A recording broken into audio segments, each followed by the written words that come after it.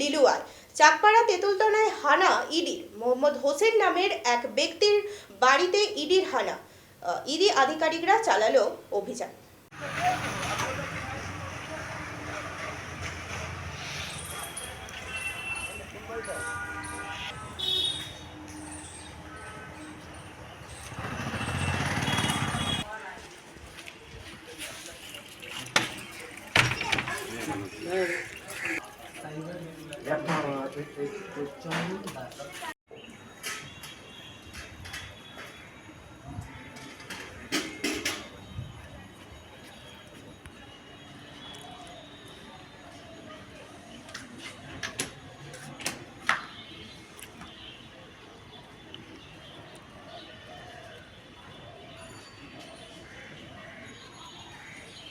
বলছি দাদা, আজকে এই যে মনোজ দুবে বাড়িতে রেড করা হয়েছে, ইডি রেড, মানে তো আপনার কীরকম লোক আছে? দেখুন, মনোজদা তো খুব ভালো লোক, যতটা অবধি আমি জানি ব্যবসায়ী লোক আছে, সোশ্যাল লোক আছে, এরকম তো কোনো মানে নছতা থাকে না।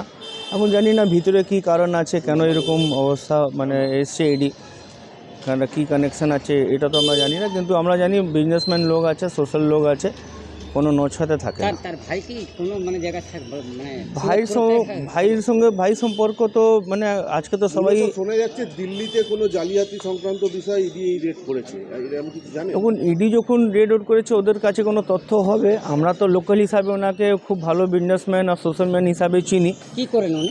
উনি তো ব্যবসায়ী আছেন, নানা রকম মানে প্লাস্টিকের কাজ করেন, লরি প্লাস্টিকে দানা ফানার কাজ করেন, যত তো আমরা জানি। পলিটিক্যাল ব্যাকগ্রাউন্ড আছে? না সোশ্যাল ম্যান আছে, বিজনেসম্যান লোক আছে, আর মানে এরকম মানে ভিতরে কি ওর ভাই কি করে না করে সে সম্বন্ধে আমরা কিছু বলতে পারবো না, সেই সম্বন্ধে আমরা বলতে পারবো না। আমরা তো মনোজ দুবের সঙ্গে সম্পর্ক আছে, ওনার আমরা জানাশোনার লোক আছি, কিন্তু ওনার ভাই কি করে না করে না অন্য জায়গা থাকে, আগে থাকতো, এখন তো থাকে না। কি জানতে পারলেন আপনি?